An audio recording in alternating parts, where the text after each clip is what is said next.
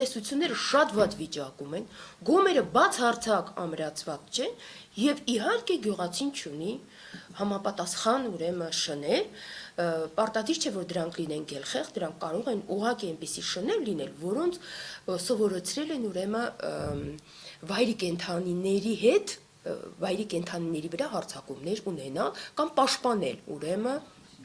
հոտը վայրի կենդանիներից։ Այս բոլոր բաց թողումները մենք ունենք եւ մենք հուսով ենք, որ գոնե նոր կառավարությունը իր ուրեմն մոտեցումները կփոխի։ Հիմա ես ճիշտ ասած պատրաստում եմ մի քանի ուրեմն մանիֆեստից փորձելու եմ մի քանի դրույթներ հանել եւ նորից ուղղել չնայած կառավարությանը նամակ ուղղել ենք, կարելի ենք խոսի դրա մասին։ Նորից մի քանի դրույթներ ուղղել կառավարությանը մեր առաջարկներով, փորձելով կասեցնել եւ ուրեմն հստակեցնել իրավիճակը։ Սրա մասին խոսել ենք նաեւ մեր հանդիպման ժամանակ, երբ որ բնապահպանական կազմակերպությունները հանդիպեցին վարչապետի հետ, սրանից 2 ամիս առաջ, այնտեղ խոսվեց սրա մասին, ես ներկայացրեցի խնդիրը, վարչապետը ասեց, նու պարզ է, որ նա չի կարող ամեն ինչով զբաղվել, ասեց, որ անպայման ներկայացրեք խնդիրը նորից բնապահպանության նախարարություն եւ ուրեմն նաեւ ուրեմն գյուղատնտեսության նախարարություն, որտեղ մենք այստեղ ունենք լուրջ ուրեմն եւ բնապահպանական, եւ գյուղատնտեսական, եւ սոցիալական խնդիրներ։ Մենք տեսնում ենք, թե ինչպես է տուժում գյուղացին եւ ինչպես է տուժում գյուղատնտեսությունը ուրեմն գայլերի հարձակումներից։ Մյուս կողմից ունենք լուրջ խնդիր, ուրեմն գայլերի պոպուլյացիան պահելու, որովհետեւ բոլորը շատ լավ գիտենք, որ աշխարհում շատ եվրոպական պետություններ, որոնք ունեցել են, օրինակ Անգլիան, ունեցել են նման մոտեցում գայլերի հանդեպ, նրանց երկրում այլևս գայլեր չկա, եւ այդ պետությունները, օրինակ Լեհաստանը, օրինակ Բրիտանիան, հիմա ունեն մասնավոր կենտրոններ արհեստական, որտեղ բազմացնում են գայլերին եւ բաց են թողում նրանց դեպի վայրի բնություն։ Ես կուզենայի, որ իմ խոսքը շարունակեր Կարինեն եւ մի քիչ նախապատմությունը երևի եւ նամակը։ Հա, մենք մի քանի անգամ գիտեք հանդիպում ենք ունեցել գայլերի թեմայով եւ բնապահպանության նախկին նախարարների հետ եւ նամակ ենք հղել տարբեր ժամանակներում տարբեր վարչապետներին։ Վերջին նամակը Կարեն Կարապետյանին էր ուղված, մենք հուսով ենք, որ նա արագ կարձագանքի եւ որոշակի քայլեր կձեռնարկվեն արդեն մոտ ապագայում այս սկզբունքի նկատմամբ վերաբերմունքի փոփոխությանը, որովհետեւ համաշխարհային փորձը ցույց է տալիս, որ գայլերի սպանդը բերում է նաեւ մարդկային աղետների եւ օրինակ Ելոստոնյան պարկը, որի մասին բոլորը գիտեն, որտեղ գայլերը ոչնչացվեցին հենց որսորդության շնորհիվ, որսորդների շնորհիվ, ի վերջո ստիպված եղան միլիոնավոր դոլարների ներդրում անել, որպեսզի Կանադայից բերեն գայլեր բազմացնելու համար, որովհետև խոտակեր կենդանիները կարողացել էին այնպիսի ավերածություններ հասցնել էկոլոգիական միջավայրին, ոչնչացնելով ոչ միայն խոտերը, ծաղիկները, թփերը, այլ նաև կարճահասակ ծառերը, ինչի արդյունքում անապատացման էր բերում այս իրավիճակը։ Հիմա մեզ մոտ նույնը կլինի, եթե մենք չփորձենք քայլեր ձեռնարկել ոչ թե հետևանքները ոչնչացնելու, այլ հիմնախնդիրներ առաջ բերելու, որովհետև հիմնախնդիրների դեմ լուծում առաջարկելու, որովհետև հետագայում կարող է մեր երկրում էլ նմանատիպ իրավիճակ լինել եւ մենք հաստատ չենք ունենա այնպիսի միլիոններ, ինչպիսիք ունեցել են Ելոստոնյան պարկը կամ բրիտանական կառավարությունը գայլերին նորից բուծելու եւ բազմացնելու միջավայրում։ Այլ խնդիր է այն, թե մենք որպես հասարակություն եւ այն բնակավայրերը, որոնք հաճախակի են ենթարկվում հարձակումների, արդյոք պատրաստ են եւ տիրապետում են այն գիտելիքներին, թե ինչպես է պետք պաշտպանվել գայլերի հարձակումների դեմ։ Օրինակ մի դեպք պատմեմ, մի գյուղացի պատմում էր, որ գայլը մտել է գոմ պատուհանից, որը 2 մետր է բարձր, տակը արկղեր են դրված եղել եւ պատուհանը որևէ ճաղավանդակ չի ունեցել, դուռը հրել է, բացել է եւ 40 ոչխարին դրսում հոշոտել է։ Այսինքն գյուղացին գոմը առանց պաշտպանելու, առանց իր գոմի ապահովության մասին մտածելու գնել է ոչխարներ, որոնք իր տնտեսության զարգացմանն են ուղղված, սակայն գայլերի հարձակման մասին բնականաբար նա չի մտածել։ Այսինքն պետք է բոլոր տեսանկյուններից մտածենք եւ փորձենք առաջին հերթին նաեւ գյուղացուն նախապատրաստել, որ 40 ոչխարի փոխարեն կարող է գնել 35-ը, ապահովել գոմը եւ գոնե այդ 35-ը կլինեն պաշտպանված։ Հիմա շատերը կասեն, դե քաղաքի բնակիչը չի հասկանում խնդիրներին եւ այլն, ինչը մեզ շատ հաճախ են ասում, բայց այս իրավիճակում, երբ մենք փորձում ենք սխալ ճանապարհով լուծել մի խնդիր, որը ի վերջո լուծում չունի, ինչպես բոլորս արդեն համոզվել ենք, այլ առաջարկ այս պահին անել չեմ կարող, քանի դեռ կառավարության այլ որոշում չի եղել։ Եթե կառավարության այլ որոշում լինի, այսինքն միջոցները ուղղել խնդրի հիմքին ուղղված ոչ թե հետևանքների վերացմանը, մենք մեր բոլոր միջոցներով կփորձենք ներգրավվել խնդրին եւ կամավորական ուժի միջոցով եւ մենք անձամբ, ինչպես արդեն մի քանի 100 անգամ ասել ենք, անձամբ ես Տիկին Ադամյանը եւ մեր ընկեր բնապահպանները ամեն ինչ կանենք, որպեսզի կարողանանք խնդրի լուծման ուղղված բոլոր հնարավոր արդյունավետ միջոցները ձեռք առնել։ Մեկ այլ խնդիր եմ ուզում բարձրաձայնել, հաճախակի եթե լինում եք գյուղական բնակավայրերում նկատած կլինեք, որ կենդանիներին հենց դրսում մորթում են, այո, մորթի վայրերը, եւ հետո չգիտեմ թե ուր են կորում, եւ մորթին եւ ոսկորները եւ մնացած թափոնները, ինձ համար մեկ ուրիշ սարսափելի բան էլ կար, որը թեմայի հետ ուղիղ կապ չունի, բայց չեմ կարող այդ մասին չխոսել։ Նկատի ունեմ, երբ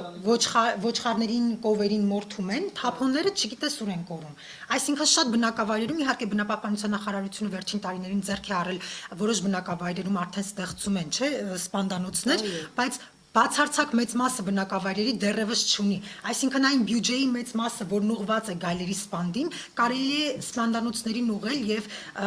գայլերը չէ որ այդ հոտի վրա են հարձակվում անտառներին ավելի մոտ գյուղերի վրա։ Ուրեմն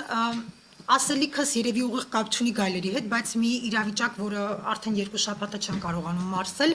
աչքիս առաջ տեսարան է, որտեղ փոքր վանդակի մեջ ասեմ թե ինչ, ոչխարներին եւ իրենց աչքի առաջ մորթում են իրենց ընկերոջը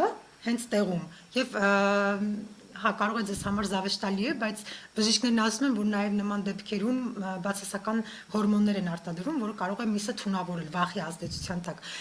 Էլ չեմ խոսում այն մասին, թե կենդանասեր մարդու համար ինչքան սարսափելի է այն տեսարանը, երբ ոչխարները տեսնում են, թե իրենց ընտանիքի անդամին ինչպես են սպանում։ Լինի դոմոց, թե լինի գայլ։ Հա, իհարկե,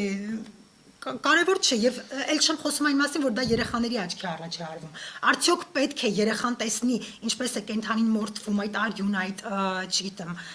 հոտը եւ այլն։ Արդյոք դա բարոյական տեսանկյունից, կրթական բարոյական տեսանկյունից գրագետ է եւ ճիշտ է երեխայի դաստիարակության հարցում։ Հա, Արմավիր քաղաքի հարակից գյուղերից մեկում, երևի անունը չեմ հիշի այս պահին, հա, գրեթե բոլոր գյուղերում, որտեղ ոչխար են վաճառում։ Առաջարկում ենք, որ բնապահպանության նախարարությունը, կառավարությունը վերանայի այսօր։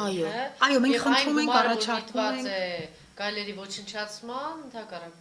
ուղղվի, այո, գյուղական տնտեսությունների ամրացմանը, հետազոտություններին եւ ընդհանրապես։ Որտեղ արդյունքում, այսինքն հիմա այդպես է համ գայլերն են ոչնչանում, համ հարցի լուծում։ Այո, հարցի լուծում չի։ Գիտեք, շատ արագ կարելի էր դա անել, եթե 12 թվականից այս կողմ անընդմեջ մեր ուրեմն հոդվածները, մեր զրույցները, մեր պրեսկոնֆերանսներին ականջ դնեին եւ լսեին, մեր կարդային ավելի խորը մեր գրած նամակները։ Երևի գործընթացը 12 թվականից սկսած կլիներ եւ խնդիրը արդեն massամբ գոնե լուծում կստանար, բայց հիմա ամեն ինչ նորից պետք է սկսել։ Նորից պետք է մշտադիտարկում անել գայլերի եւ գյուղական տնտեսությունների, նորից պետք է տեսնել, թե գյուղերում ինչ իրավիճակ է, որ շրջանում ինչքան են հարցակումներ ունենում։ Այս ամբողջ ստատիստիկան չկա, եթե հիմա դուք ման գաք ու ուզենաք փորձեք գտնել ստատիստիկան գայլերի հարցակման, ես մանեկա չգտա, ես չգիտեմ։ Ինչ։ Քանի գայլ են ոչնչացրել նման ստատիստիկա։ Այո, դե ստատիստիկան, հա, տարեկան այնտեղ 200 հատ էր, չէ՞, 200 հատ է, հա։ Բայց գիտեք, տարի կա, որ ուղղակի ես բացատրեցի ձեզ, որ սորտները չեն կարողանում որս անել, որտեղ գայլը շատ խելացի կենդանի է եւ կկրկնվեմ, եթե ասեմ, որ ամեն որսորդ չի կարող։ Ստավոր տարածքում է ոչնչացվել, որնա Տարբեր։ Մեզ բացատրեցին, որ ուրեմն մասնավորապես այնտեղ, որտեղ անմիջապես գայլը հարցակվում է ուրեմն տնտեսության վրա, հենց այդտեղ են ոչնչացվել գայլերը, բայց ես խիստ կասկածում եմ, ոչ մեկը չունի լուրջ տեղեկատվություն դրա մասին, մարդը բերում է գայլի դին, ասում է ես խփել եմ, ասենք թե Սիսիանում, ասենք թե Գավառում, ասենք թե Կիրովականում, մեկ ուրիշ տեղ։ Խփել եմ եւ վերջ, որտեվ գայլ է, որտեվ դուք ինձ դրա համար 100,000 դրամ գումար եք վճարում եւ թույլ եք տվել, որպեսզի ես դա անեմ։ Այո։ Նշեցիք 21 միլիոն դրամի մասին խոսեցիք, Այո։ տարեկան ու հատկացվող։ Այո, դա տարեկան հատկացվող գումար։ Ուրեմն մի այս թեմայի հետ կապված մի բան էլ ասեմ, որոշ վայրերում, օրինակ Գառնի տաճարի հարևանությամբ վաճառվում են գայլի մորթիներ։ Այո, նկարահանել էր կարելի։ Այո, այդ մասին անցյալ տարի եմ խոսել։ Ուրեմն մոտեցել եմ վաճառողին, հարցնում եմ, որտեղից, ասում է, մենք ենք սպանել տնտեսության տարածքում, նախարարն է թույլ տվել։ Այսինքն այն հայտարարությունները, որ կառավարությունը թույլ էր տվել, որ ոչնչացում։ Այո, եւ սկսում են ինչ-որ հեքիաթներ պատմել, եւ ես երբ սկսում ես հարցաքննել, փորփրել, հասկանում ես, որ անհայտ ծագում ունի այդ մորթին եւ դրված են հենց այդպես մեջտեղում վաճառվում են եւ մարդիկ տարբեր պատճառաբանություններով մեջ բերում են կառավարության որոշում նախարարի անուն են տալիս, չգիտեմ ինչ, այսինքն զավեշտալի է, էլի։ Այս մասն էլ պետք է մտածել։ Բիզնես ծրագրի է վերածվել։ Հա, իհարկե։ Դե որոշ մարդկանց համար այո, բայց սա էլ երևի պետք է պետական մոտեցում ցուցաբերել եւ այս խնդրի դեմ էլ առնել, որովհետեւ եթե մարդիկ կան, որոնք այսպես ոչ տեղին ասում են կառավարության որոշման, բայց այդ մորթին պետք է կառավարության որոշման հանձնվեր։ Եվ եթե $400 վաճառում են իրենք այսպես սև շուկայում, այսինքն իրենք որս են անում եւ ավելի թանկով վաճառում են, էլի։ Ամեն դեպքում կառավարության որոշումը խրախուսում է նման մարդկանց, որոնք կարող են նաև դա օգտագործել բիզնեսի նպատակով։ Դա խրախուսումը։ Իսկ դուք ինչ ակնկալիքներ ունեք կառավարությունից։ Մենք կարծում եմ, որ այո, ես չեմ կարծում, որ նոր կառավարությունը փորձի նորից 21 միլիոն դրամ տրամադրել գայլերի որսին, գուցե ես սխալվում եմ, բայց կարծում եմ իրավիճակը այնպիսին է, որ նոր կառավարությունը դա չի անի, բայց նաև չի տրամադրի գումար ուսումնասիրությունների եւ այլ խնդիրներ լուծելու համար։ Պիտի ազնիվ լինենք եւ ասենք, որ այդպես է, որովհետեւ տեսնում ենք իրավիճակը ինչպիսին է։ Մենք փորձել ենք հայթայթել ինչ որ գրանտային ծրագրեր, բայց դեռ ոչ մի ուրեմն հնարավորություն մեր առաջ չի բացվել այս առումով։ Ինչ որ ծրագրեր ներկայացնել, փորձել դրսից գումարներ բերել։ Տիկին Ադամյանի լրացնեմ այն գրանտային ծրագրեր, որոնք մենք գրել ենք, ցավոք սրտի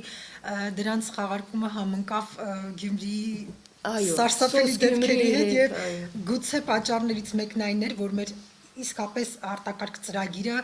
մերժվեց առանց լուրջ պատասխան հիմնավորելու, այո։ Եվ մի բան էլ ասեմ, հանուն անկեղծության նախկին նախարարը մեզ հետ համագործակցում էր, այսինքն հանդիպում եղավ, նա որոշակի խոստումներ տվեց, որոնք սակայն կամ չհասցրեց, կամ չկարողացավ իրականացնել։ Կարծում եմ ինքը չուզեց եւ չարեց։ Ես էսպես կարող եմ ասել, որ բազմիցս հանդիպել ենք իր հետ, ինքը փորձել է ինչ-որ բանակցի հասարակական կազմ բանակցի Կարինե ջան, որպեսզի մենք շատ այսպես պրեսինգի տակ չդնենք էլի իրեն, այսպես էր իրավիճակը։ Բայց ճիշտ ասած նոր նախարարի մոտ այսպես շատ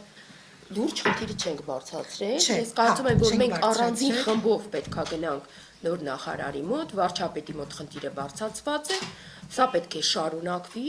նորից նոր նախարարի մոտ պետք է բարձրացվի այդ խնդիրը, հուսով եմ, որ գոնե մասամբ լուծում կստանա։ Լավ,